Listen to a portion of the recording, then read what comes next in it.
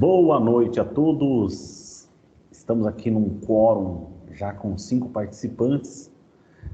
Provavelmente eu fique aqui pausando uma hora ou outra porque o homem não consegue fazer 5 coisas ao mesmo tempo. Então, quando vem um acadêmico e solicita para entrar na aula, eu acabo tendo que visualizar, olhar, etc.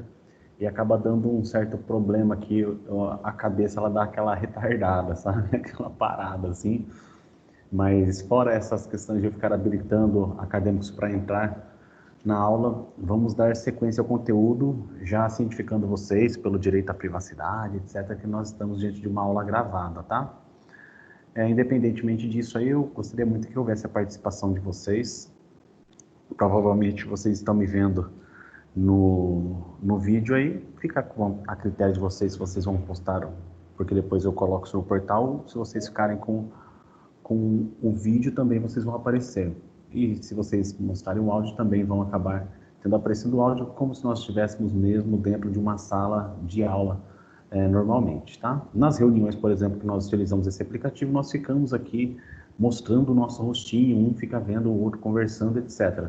Mas fica a critério de cada um, direito individual de cada um de vocês, tá bom?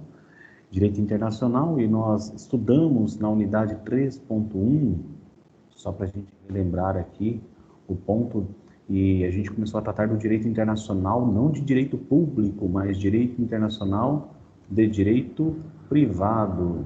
Então vamos lá, introdução ao direito internacional privado.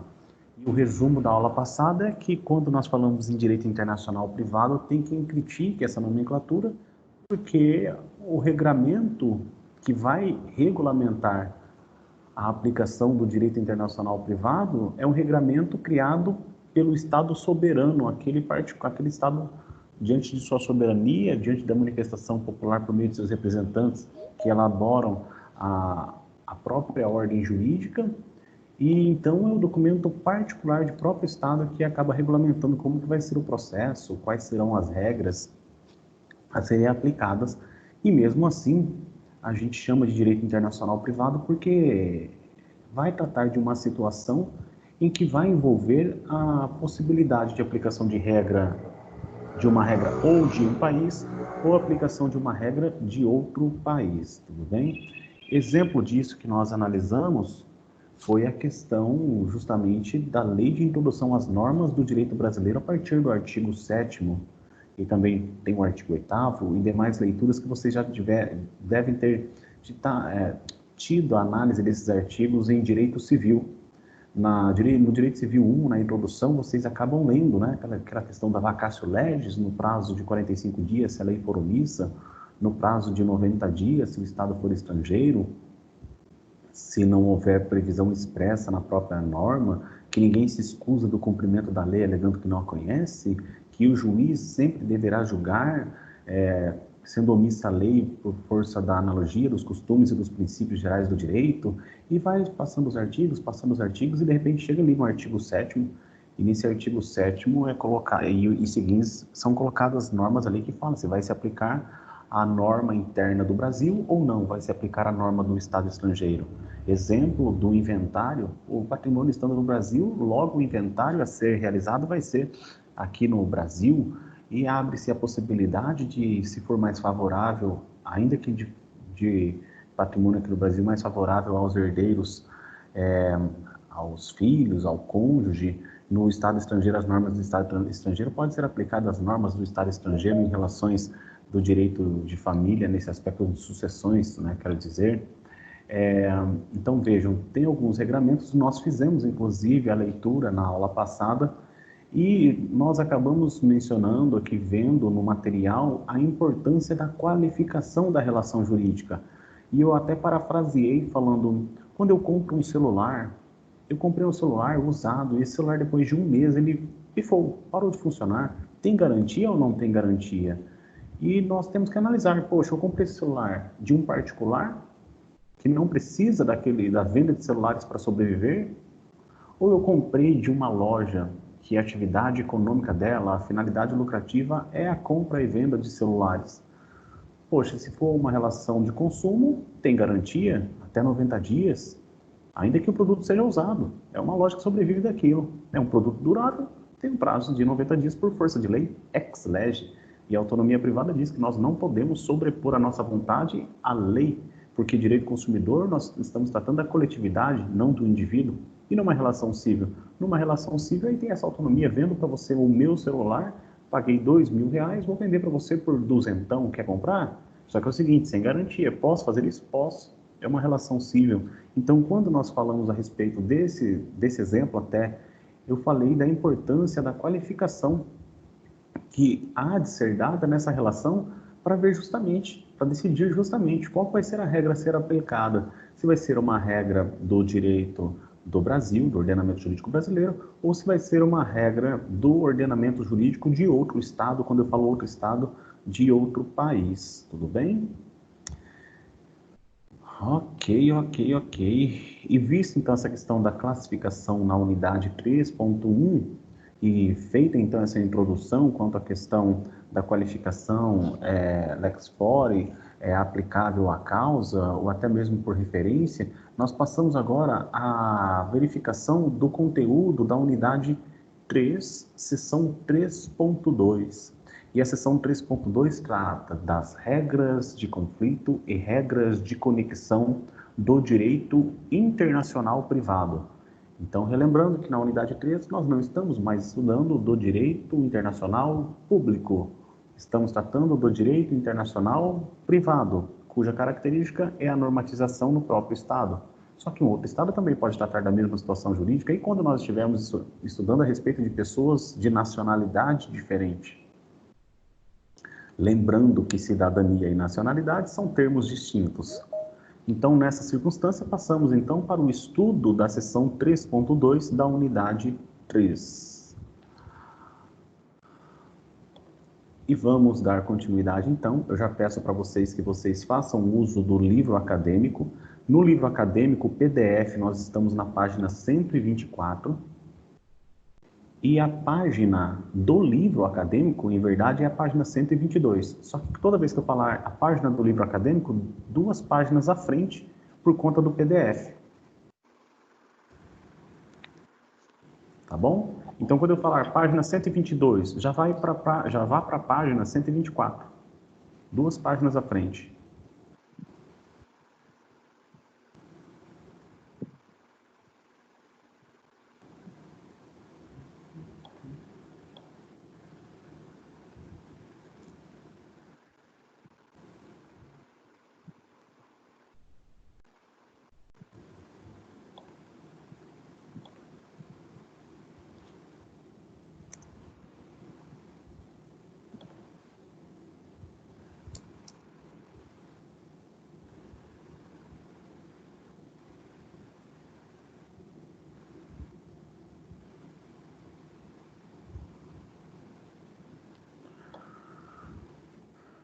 Então, vamos lá dar início praticamente à aula de hoje falando da seção 3.2, regras de conflito e regras de conexão no direito internacional privado.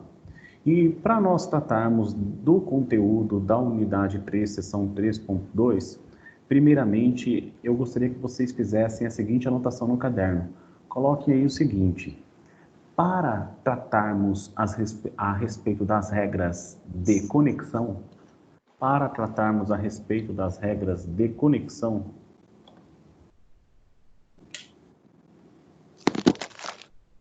para tratarmos a respeito das regras de conexão, para tratarmos a respeito das regras de conexão,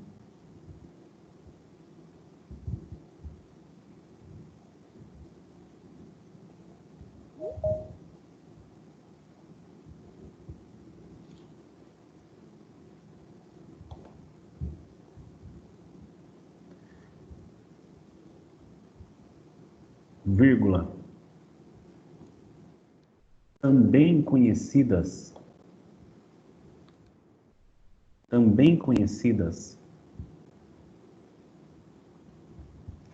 como elementos de conexão,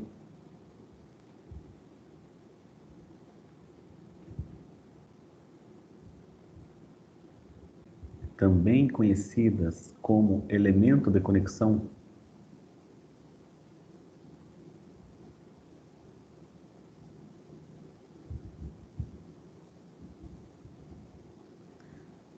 vírgula,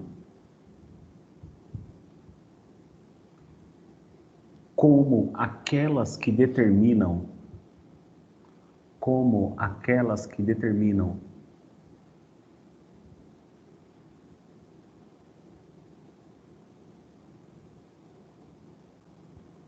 qual a norma aplicável ao caso, como aquelas que determinam qual a norma aplicável ao caso,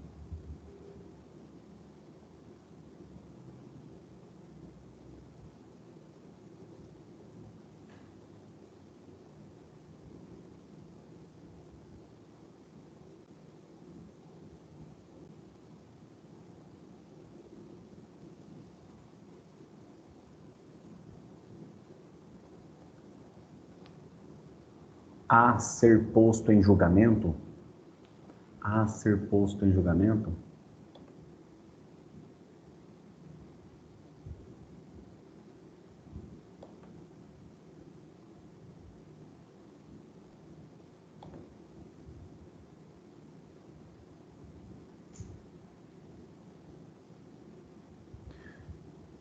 vírgula,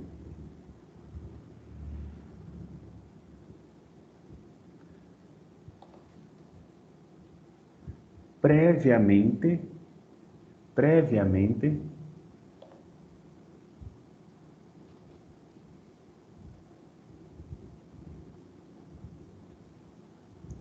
deve ser feita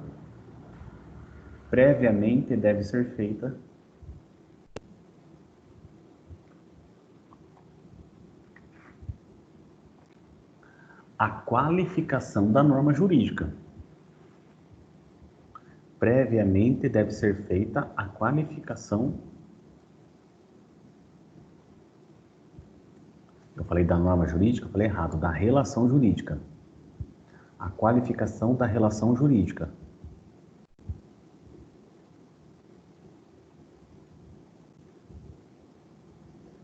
Previamente deve ser feita a qualificação da relação jurídica, vírgula, ou seja,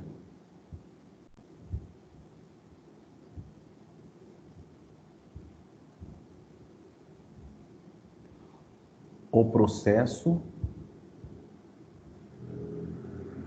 pelo qual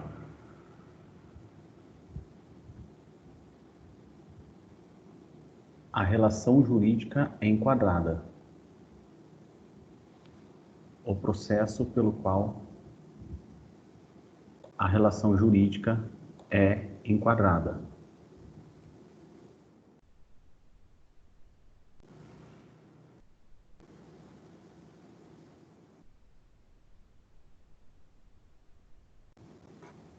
Professor, Não?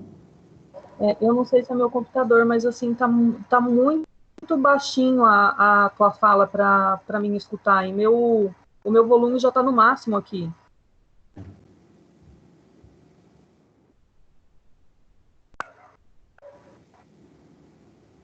Deixa eu ver aqui só um segundinho, por favor.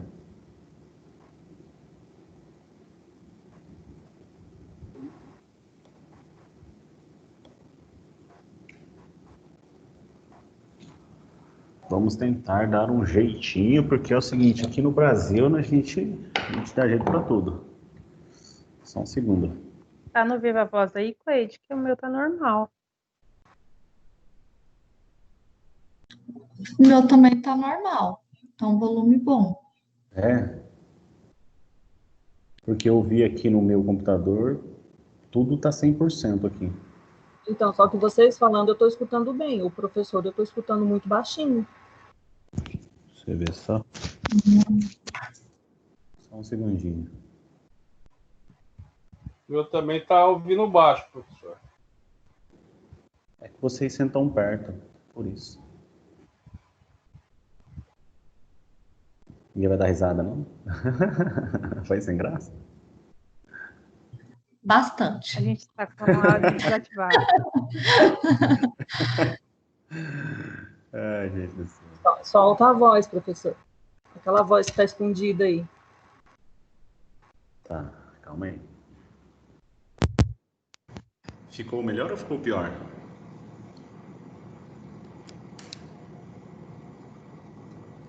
Tá tipo dando um eco. É que eu vou conectar um outro. Eu vou fazer o seguinte, só um segundinho.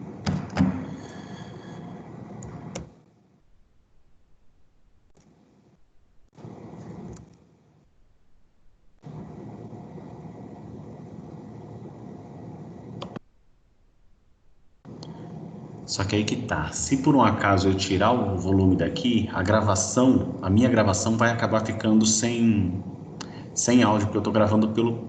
Deixa eu ver. Agora eu fico na dúvida, hein? Só um segundinho.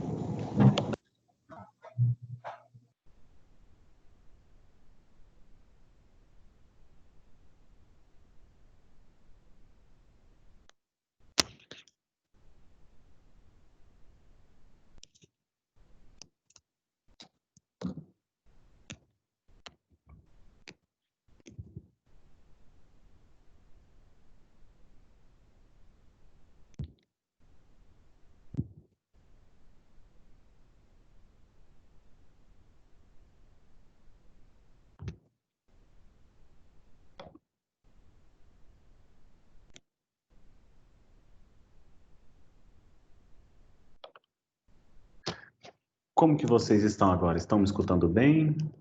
Todos vocês? Eu Estamos ouvindo, estou. professor. Estamos ouvindo.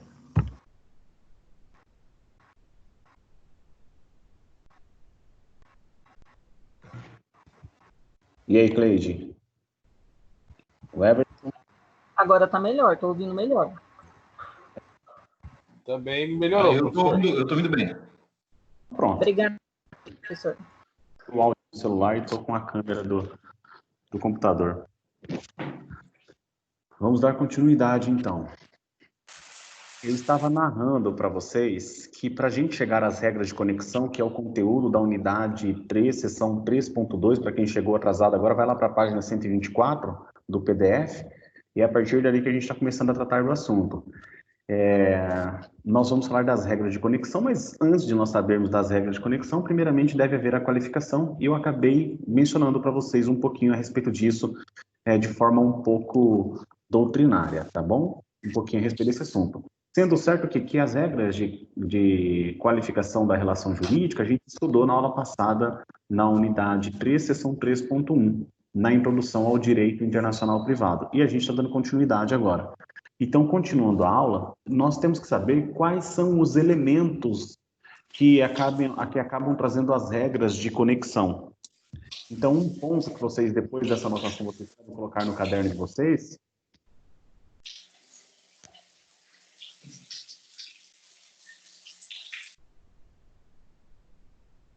O ponto que vocês podem colocar aí no caderno de vocês de anotação é o seguinte: elementos barra regras de conexão. Depois de feita a qualificação, Professor, nós decidimos a respeito das regras de conexão, nós temos alguns elementos. Pois não? essa daí é depois da que o senhor acabou de falar, né? Essa anotação. Aham, isso mesmo, bem na sequência. Ah, sim, obrigada. Por nada. Aí, terminado, então, aquele comentário que eu fiz há pouco, para vocês anotarem, aí vem essa próxima anotação, que é quais são os elementos, as regras de conexão que podem ser aplicadas no caso concreto depois de feita a qualificação da relação jurídica. Então, os elementos barra regras de conexão que podem ser utilizadas são as seguintes: a pessoal. As regras, na verdade, fica aí, né? A pessoal. O pessoal que a gente fala.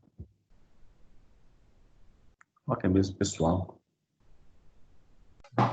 Professor, no caso, quais são os elementos de regra? Não, quais são os De elementos conexão? barra regras? É como se eu falasse quais são os elementos, quais são as regras de conexão. Quais são os elementos ou quais são as regras? É como se eu falasse a mesma coisa, né? Quais são os elementos, quais são as regras de conexão? Temos pessoal, na linha de baixo, real, na linha de baixo,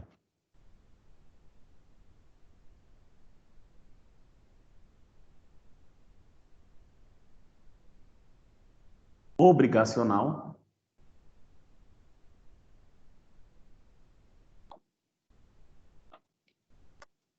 repetindo, pessoal, real, obrigacional,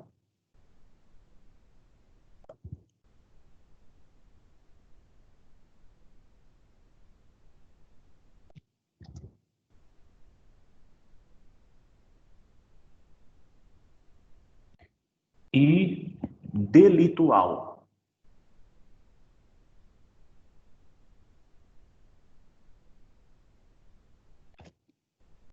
Delitual.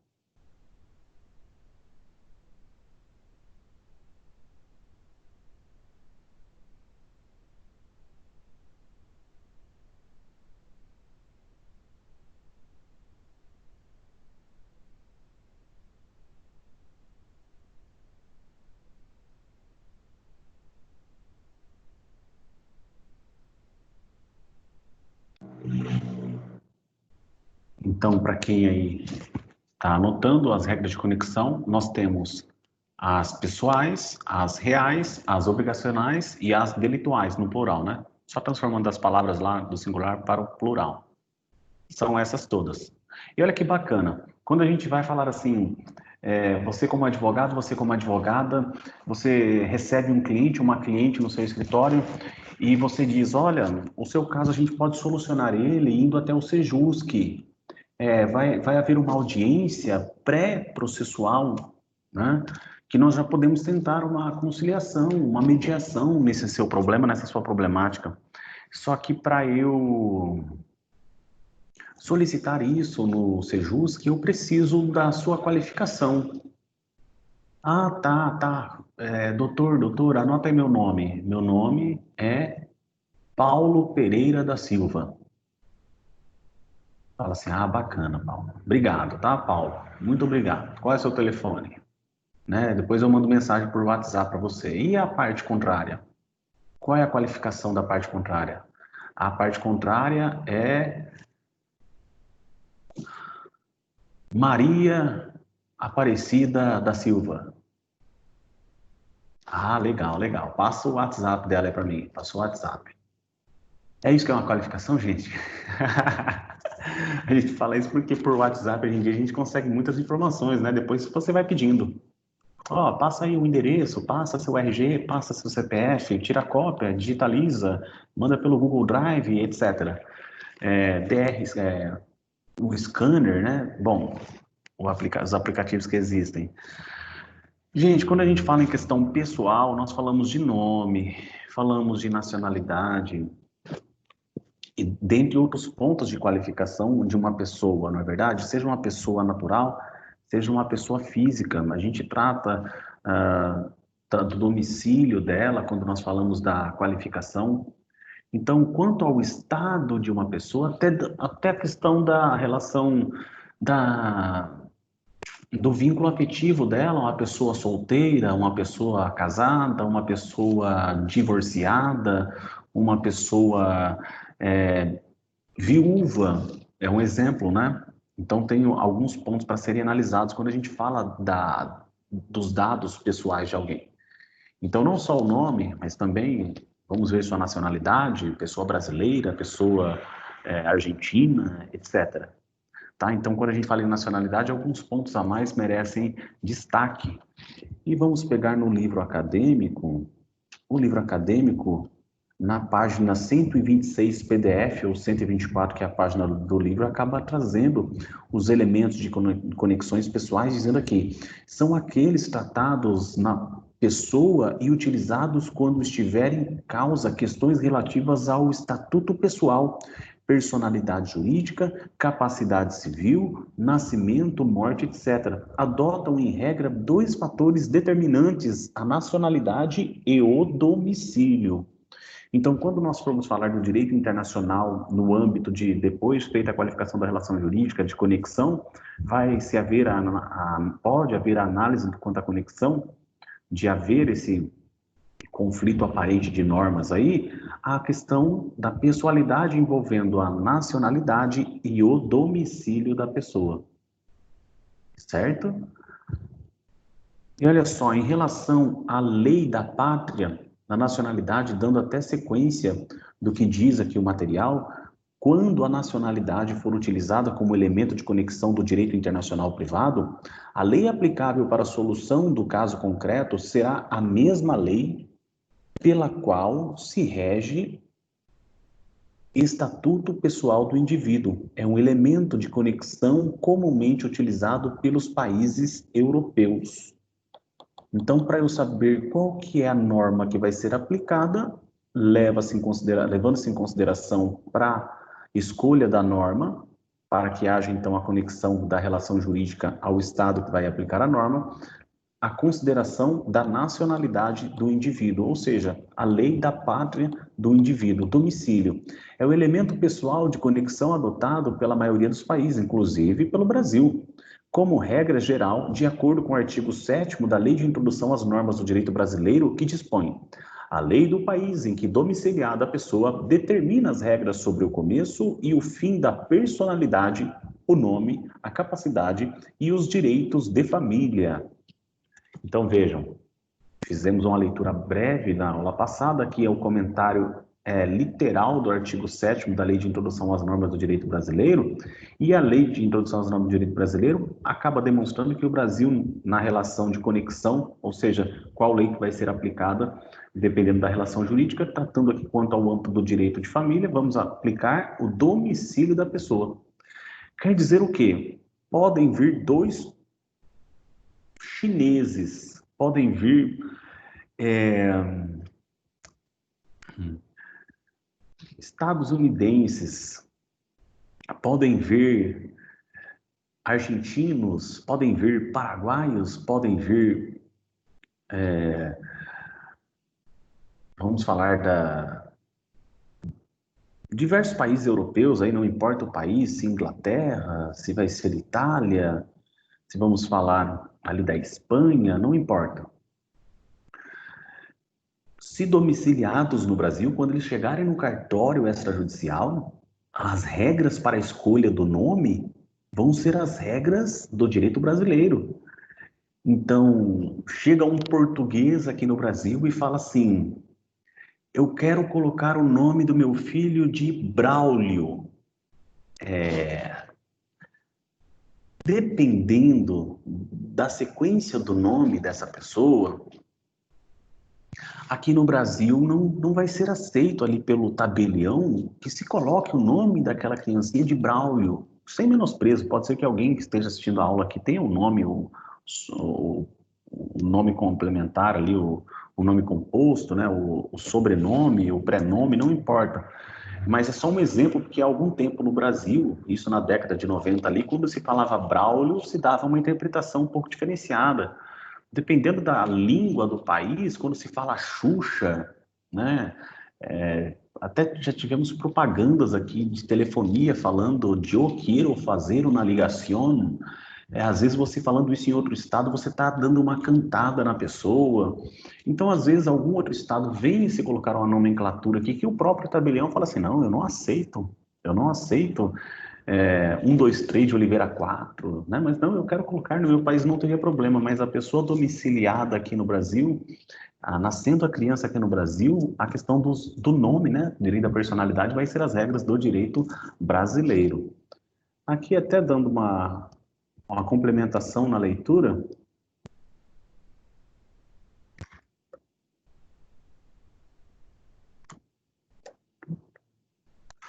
foi colocado até atenção aluno. Peço a licença para fazer a leitura, tá?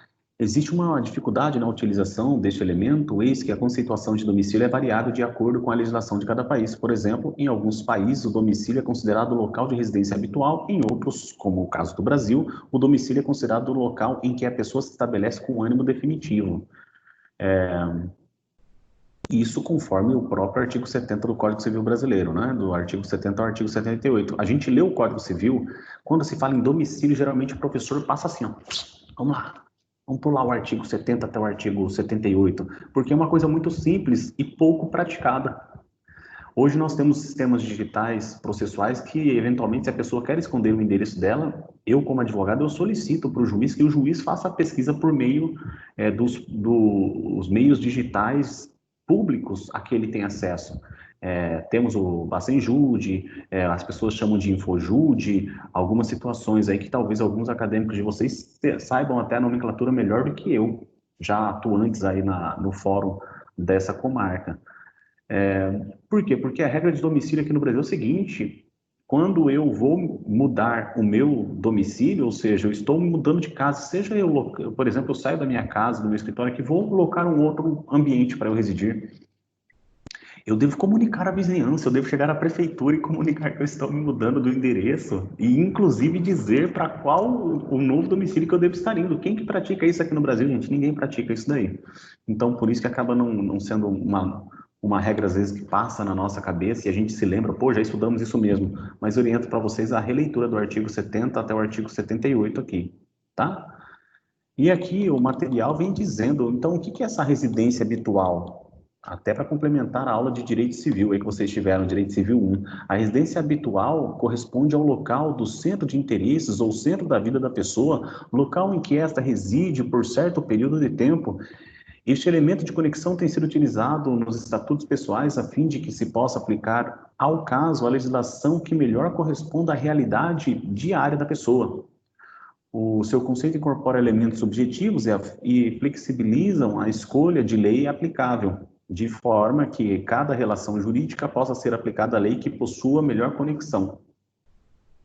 Gente, o que talvez seja importante vocês lembrarem, até, não aqui simplesmente falando do direito internacional privado no elemento de conexão pessoal ou domicílio. Quanto ao domicílio, falando do próprio Código Civil, que vocês podem memorizar, é que uma pessoa não tem limitação de domicílio. Inclusive, aquela pessoa que não tem domicílio certo, o domicílio vai ser onde ela for encontrada na ocasião. Se não existe uma especificação, se é uma pessoa um andarilho, por exemplo, se for, por exemplo, aqueles que exercem atividade circense. Então, vejam, no Brasil, inclusive, vamos imaginar aqui, professor, a minha família é de Campo Novo. Eu tenho várias contas eu compro, né, nas lojas locais lá em Campo Novo do Parecis, e vem muitas cobranças ali, os boletozinhos que eu compro parcelado das lojas de roupa, etc. Compro carros lá, vamos imaginar. E aqui em Tangará da Serra eu sou uma pessoa que estuda e também tenho domicílio aqui. Aqui também faço minhas negociações.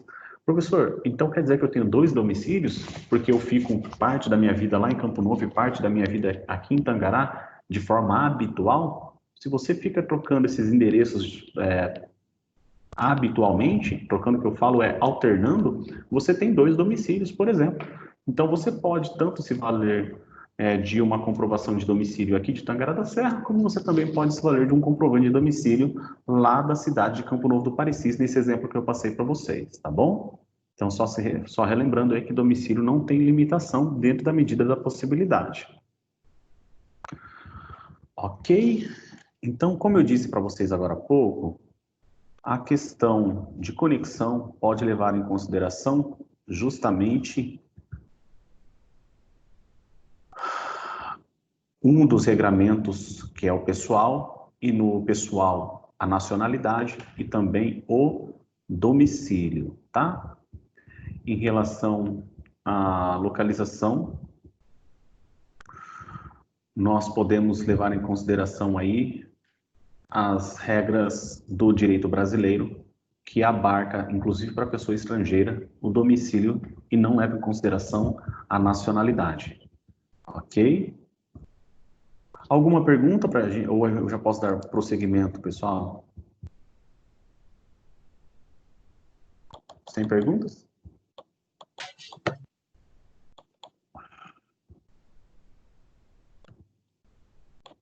Olha só, então, dando sequência aí no material, vamos falar aqui quanto aos elementos de conexão reais nessa circunstância. Reais, o que a gente pode pensar? Quando a gente fala em direito real, por exemplo, nós falamos do direito de propriedade, um bem imóvel. Um bem imóvel, sobre ele recai o quê? O direito real. E o direito real, quanto aos bens imóveis, qual seria eventualmente a aplicação da norma? Aqui no Brasil, nós levamos em consideração o quê? A localização. Então, a lei onde se situa aquele direito real, aquele bem a quem pertence o direito real, é que vai ter sobre si a aplicação da norma. Então, vamos lá. Até para fins de vocês anotarem no caderno, são pontos até que estão em negrito no material. Talvez só para memorização mesmo que vocês devam anotar, fazer essas anotações, ou se você já está com um livro aí que você comprou, você grife, ou até se você tem ali um documento PDF, um documento legalizado, você também pode grifar esse ponto, que é a lei da situação da coisa, né? Aplica-se aos bens imóveis, corresponde ao local onde a coisa se situa, ou seja, quando aplicado este elemento, a lei a ser utilizada para a solução do caso concreto será a do local onde a coisa, objeto ou relação jurídica está situada. E essa regra é a regra de conexão utilizada pela legislação brasileira. E nós podemos ver conforme o artigo 8º da Lei de Introdução às Normas do Direito Brasileiro. E repito, nós fizemos uma leitura breve e rápida na aula passada, vamos fazer a leitura literal agora do artigo 8º, para qualificar os bens e regular as relações a eles concernentes, aplicar-se-á a lei do país em que estiverem situados. Então, vejam só, nós temos a regra aqui no Brasil, que na regra de conexão quanto aos direitos reais, então a essas relações reais, vai se levar em consideração o local em que se encontram situados os bens imóveis, sendo certo também que o direito real ele pode ser aplicado ainda quanto aos bens móveis, mas considerados juridicamente como bens imóveis. Tudo ok? Só relembrando isso. Vamos pegar um exemplo. Quando nós falamos de um navio é um bem que ele tem locomoção ou não tem locomoção sem prejuízo próprio, sem se deteriorar? Com exceção, não vou nem brincar com o Titanic, né? Deixa passar isso daí. Mas vejam, um navio a gente poderia falar que ele é um bem móvel, só que ele tem a consideração jurídica de receber as garantias do direito real como bem imóvel. Entenderam? Então, temos regras e quando a gente estuda o direito, nós aprendemos as exceções às regras. E é o que diferencia o sabedor do direito em relação ao leigo. Falo leigo, aquela pessoa não que não é inteligente, mas é uma pessoa que não fez pesquisas, não se especializou como vocês estão se especializando no curso de direito, tá bom? Lugar da aquisição e domicílio ou nacionalidade do proprietário. Então, lugar de aquisição e domicílio ou nacionalidade do proprietário. Aplica-se aos bens móveis. Então, o lugar de aquisição e domicílio ou nacionalidade do proprietário. Aplica-se aos bens móveis. São até, gente, só para vocês saberem de uma coisa, como que eu faço para comprovar que eu tenho domicílio em um lugar? Quando eu faço aquisição de patrimônio naquele local e eu passo o endereço daquele local, se eu mantenho diversas relações jurídicas naquele local, e quando eu falo naquele local, por exemplo, naquela cidade, eu estou demonstrando que eu exercendo inúmeras relações jurídicas naquela cidade, naquele município, lá eu tenho um domicílio, tá? A importância para vocês verem do local onde se realiza negócios jurídicos. Então, o local de aquisição, realização de um negócio jurídico, né? Ou o domicílio, no final das contas, se eu faço muitas negociações em certo lugar, eu acabo até gerando, por consequência, o domicílio, ou a nacionalidade do proprietário, aplica aos bens móveis. São as exceções à regra da situação da coisa prevista no caput do artigo 8º. Conforme a gente viu, no caput do artigo 8º, ele colocou que é a situação onde se encontra, que é o local onde se encontra o bem imóvel que vai gerenciar as regras quanto aos bens reais, de direito reais. E estão previstas nos parágrafos subsequentes do referido artigo, o artigo 8º, com a seguinte redação. Parágrafo 1º. Aplica-se-á Aplicar-se-á, desculpe pela leitura errada, aplicar-se-á a lei do país em que for domiciliado o proprietário quanto aos bens móveis que ele trouxer ou se destinarem a transporte para outros lugares. E, parágrafo 2º, o penhor regula-se pela lei do domicílio que tiver a pessoa em cuja posse se encontra a coisa empenhada. Então, aqui a nomenclatura que é dada para essa regra é de conexão pelo local da aquisição e domicílio ou pela nacionalidade do proprietário. E destaca-se aqui o parágrafo 1º, né? Aplicar-se-á a lei do país em que for domiciliado o proprietário quanto aos bens móveis que ele trouxer ou lhe destinarem a transporte para outros lugares. Por que colocou aqui que ele trouxer? Que ele trouxer, porque, poxa, eu não vou dizer que a regra do artigo 104 do Código Civil diz o seguinte: a validade do negócio jurídico requer agente capaz, objeto lícito,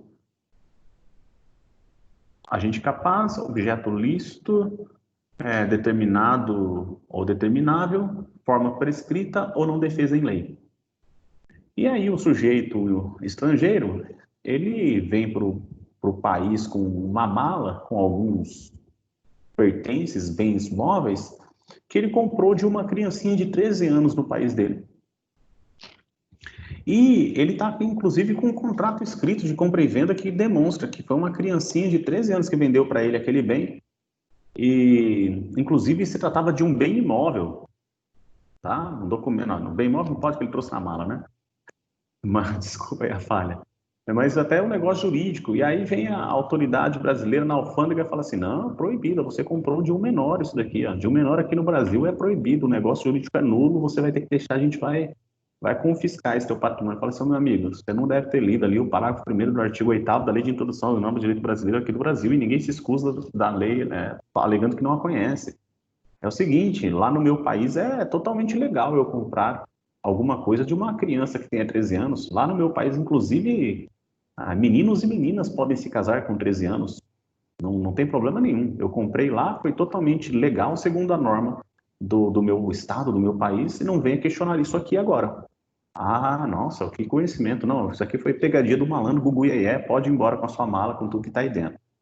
Tá? Então, veja, se foi válido no local onde ele realizou o negócio jurídico, bem.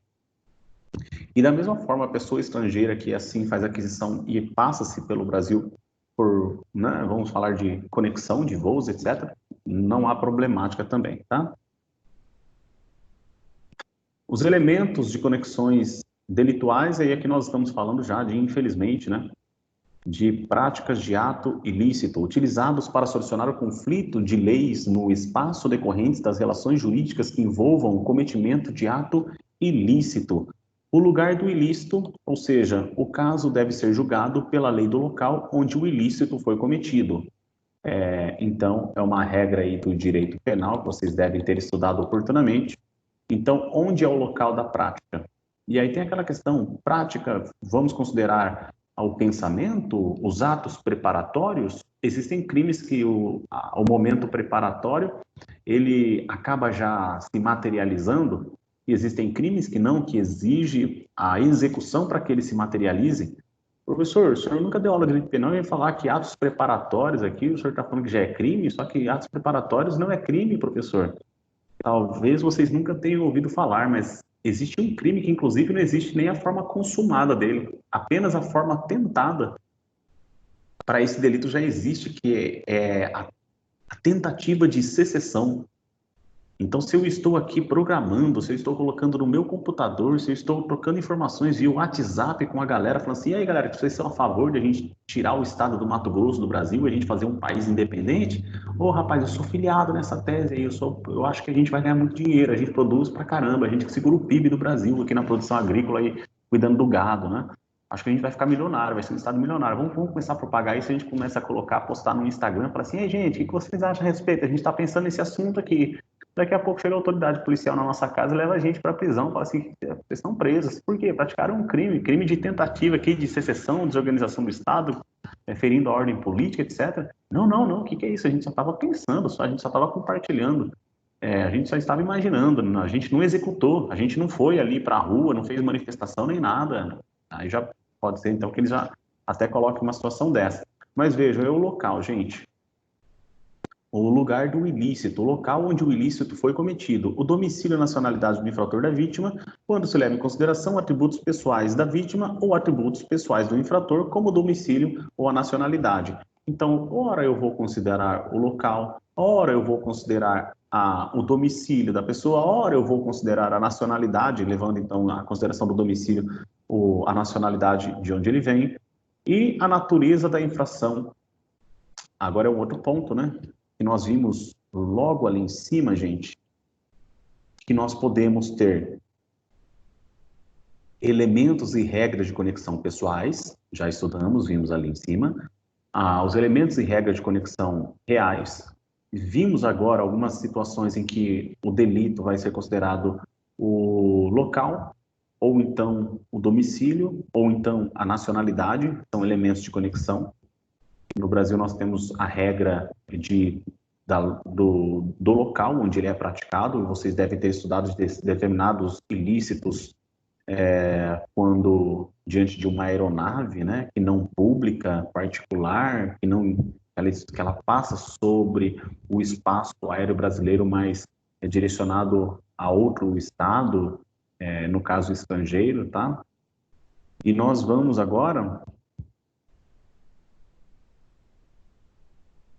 para esse ponto da natureza da infração e lei do dano. Quando a lei aplicável varia de acordo com a natureza da infração cometida, a lei do dano visa a proteção da vítima e é utilizada nos casos em que o ato ilícito é cometido em um local, mas os seus danos são produzidos em outro, pelo que determina que a lei aplicável seja do local do dano, ainda que o local da jurisdição seja o cometimento do ato. Na verdade, esse aqui é o último ponto desse do ilícito, e conforme vocês já estudaram no direito penal, vocês viram que ou é o local da prática ou é o local do resultado. Ou então eu considero que o local do crime é onde ocorreu o resultado do crime. Então, bom, gente, aulas particulares aí a respeito desse assunto dentro do direito penal vocês já devem ter estudado, e aqui eu apenas estou trazendo para vocês o que a doutrina coloca como exemplo de conexão, para saber qual é a lei de qual país que eu vou aplicar. Ora, o Estado ele leva em consideração a prática, o local onde foi praticado, ou para se decidir se a lei do delito vai fazer com que o Estado que vai gerenciar o processamento daquela relação jurídica vai ser de onde se concretizou, onde se deu o dano, tá? Então, esses aqui são exemplos que são colocados aqui no livro acadêmico para vocês darem essa observação. E por último, então, a gente acabou colocando dentro desse aspecto dos ilícitos a natureza da infração e a lei do dano, nesse último aspecto aqui. E aí, então, dentro do último elemento, o obrigacional ou os obrigacionais, o livro traz para a gente o seguinte: elementos de conexões obrigacionais são aqueles utilizados para dirimir os conflitos de normas estrangeiras no espaço decorrentes das relações jurídicas que envolvam obrigações contratuais. Então, vejam só, quando a gente viu lá em cima no artigo 7º falando a respeito da nacionalidade, falando a respeito também do domicílio, vimos a respeito de algumas regras, principalmente quanto aos direitos da personalidade, vimos também no Código, na Lei de Introdução às Normas do Direito Brasileiro, também foram colocados alguns pontos quanto ao direito de família, também foram colocadas algumas situações, lendo no artigo 8º, inclusive, regras dos direitos sucessórios que envolvem o patrimônio. Então, o inventário vai se processar em qual país? Ora, vamos ver qual que é mais benéfico, né, para as partes.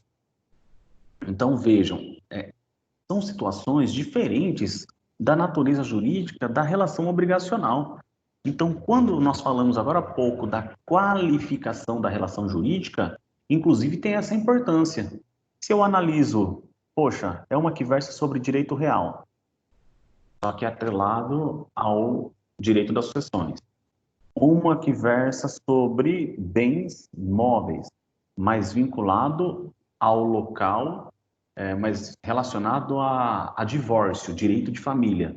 Ou não, agora eu estou falando de um bem móvel, mas relacionado ao direito das obrigações. Ou pior, eu estou falando de um bem móvel relacionado a um furto que se deu durante o transporte de uma mercadoria comprada internacionalmente. Então, vejam, eu vou ter que saber qual relação jurídica é direito de família, direito obrigacional, vamos para um ato ilícito. Tudo isso deve ser levado. Por isso que eu falei para vocês que antes, lá no começo da aula, talvez se você chegou um pouquinho atrasado, não pegou isso, mas eu falei que antes de tratarmos das regras de conexão, primeiro deveremos fazer a qualificação da relação jurídica, que nós estudamos um pouquinho na aula passada. Estudamos na unidade 3, na seção 3.1, tá? E agora, então, a gente chega a um momento que nós estamos falando de uma regra, de um elemento de conexão relacionado ao direito obrigacional. Então, existe o pacta sunt servanda, o contrato faz lei entre as partes aqui no Brasil. Se o contrato faz lei entre as partes aqui no Brasil, por exemplo, eu não tenho esposa, mas eu quero vender a minha casa para minha esposa. E eu quero tratar isso como uma relação do direito obrigacional. Eu coloco no contrato que eu vendo para ela e ela vai me pagar à vista o valor, chutar aqui, só um exemplo, de R$ 500.000. Mas espera aí, eu estou falando que eu estou vendendo para minha esposa? Quando eu falo eu vendendo para minha esposa, eu estou diante de eu posso qualificar essa relação jurídica como uma relação jurídica obrigacional? Então, isso também é feito, gente, quando nós estudamos o direito internacional privado. Eu vou ter que estudar, poxa, que relação jurídica é essa daí que está ocorrendo entre as partes envolvidas? Aí, vamos pegar. Poxa, para fazer a conexão, eu vou ter que saber qual que é a natureza jurídica daquela relação jurídica. Então, aqui nesse momento, eu só falei dessa questão obrigacional, porque até no exemplo que eu citei, gente, eu posso sim vender algo para minha esposa se eu tiver, por exemplo, me casado com ela no regime de separação total de bens. Ou vamos imaginar que eu me casei, que eu seja casado com todo respeito, né? Mas que eu seja casado com uma senhora dos seus 71 anos.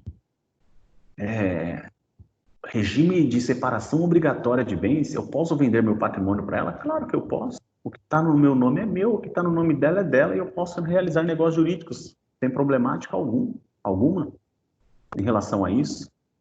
Eu posso tratar, veja, um direito obrigacional nessa circunstância, mas quando a gente fala entre marido e mulher, geralmente o que se fala, gente? Se fala que nós não estamos mais nas regras do direito obrigacional e a gente vai para as regras do direito de família. Então, aqui nesse momento, quando nós falamos de relação,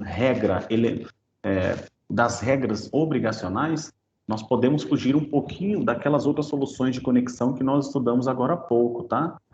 Então, quanto aos elementos obrigacionais, são utilizados para dirimir os conflitos as normas estrangeiras no espaço decorrentes de relações jurídicas que envolvam obrigações contratuais. Olha só.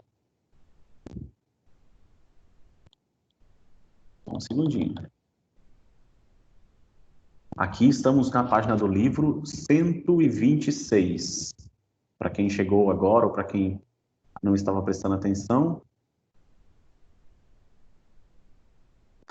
Página 126.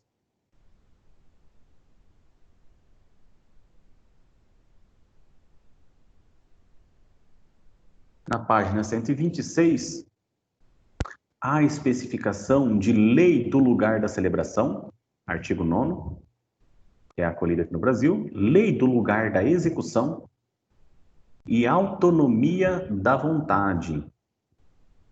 Depois vocês façam a leitura aí do artigo, meu Deus, da página 126 e seguintes, mas nesse momento eu quero que vocês façam a seguinte anotação no caderno para a gente, inclusive, ir para o caminho de encerrar o primeiro período de hoje, tá? Anotem o seguinte. São elementos de conexões obrigacionais. São elementos de conexões obrigacionais.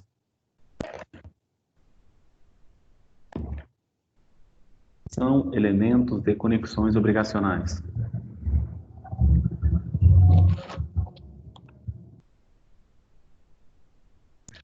São elementos de conexões obrigacionais.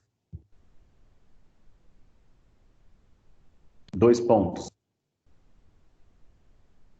Na linha de baixo. Lei do lugar da celebração.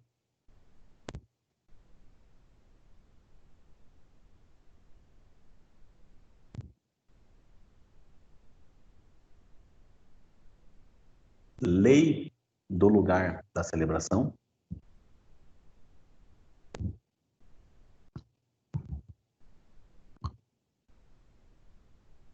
Vírgula, a qual é adotada pelo Brasil no artigo 9º da LINDB, da Lei de Introdução às Normas do Direito Brasileiro, Lei do Lugar da Celebração, vírgula, regra adotada pelo artigo 9º da LINBD, parece até um partido, né? INBD. Professor, Pois não? você repete, fazendo favor, a qual? A qual foi adotada pelo Brasil. A qual foi adotada pelo Brasil.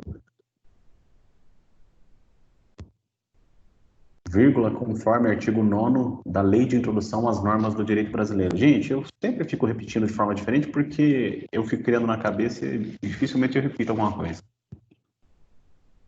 E como advogado, chega a certa hora assim que eu tenho que protocolar a peça, porque se toda vez que eu for mexer na peça, eu tenho que fazer a leitura dela integralmente, então, lei do lugar da celebração, vírgula, que é a regra adotada pelo Brasil, segundo o artigo 9º, conforme o artigo 9º da Lei de Introdução às Normas do Direito Brasileiro.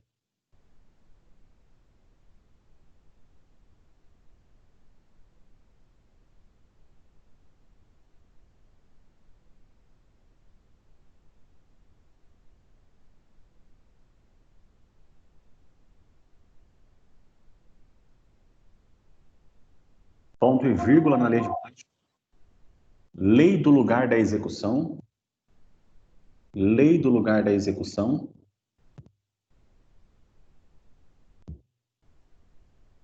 Lei do lugar da execução.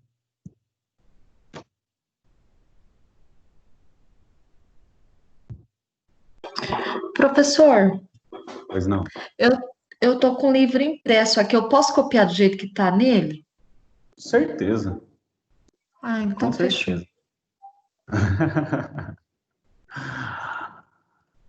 Lei do lugar da execução.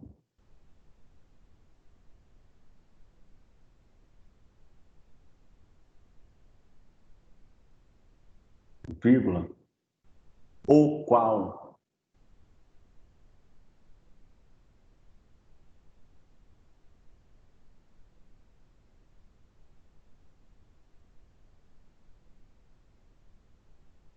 é o elemento determinante. O qual é o elemento determinante.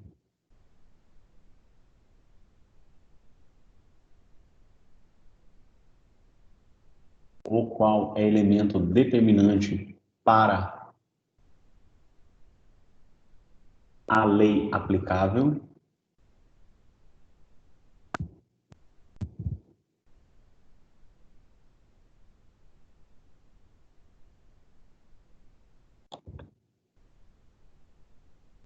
Ponto e vírgula.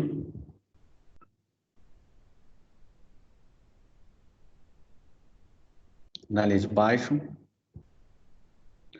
Autonomia da vontade. Autonomia da vontade.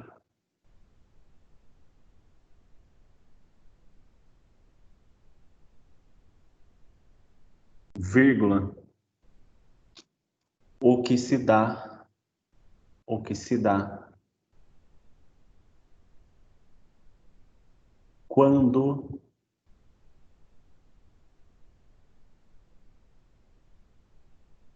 o ordenamento jurídico. O que se dá quando o ordenamento jurídico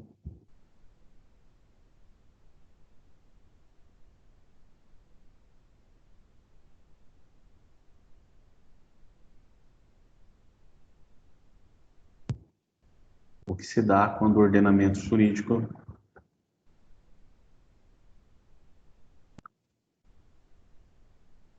abre faculdade às partes, abre faculdade aos contratantes, né? As partes, acho que é melhor. Porque tem contratante, tem contratado. Abre faculdade às partes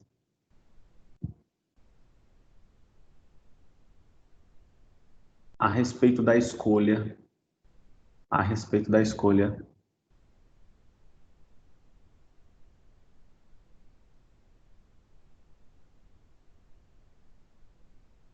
da legislação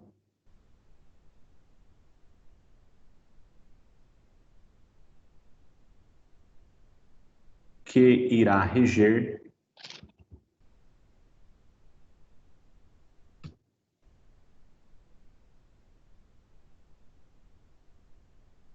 eventuais conflitos.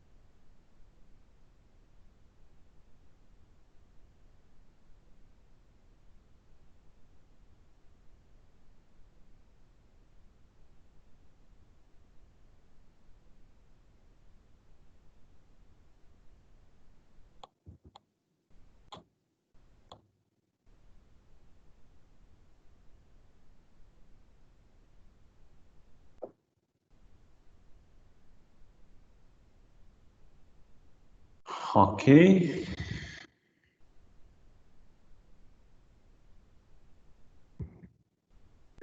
Em resumo, então, o que nós vimos até agora na unidade 3, seção 3.2? Fizemos o comentário da importância da qualificação da relação jurídica.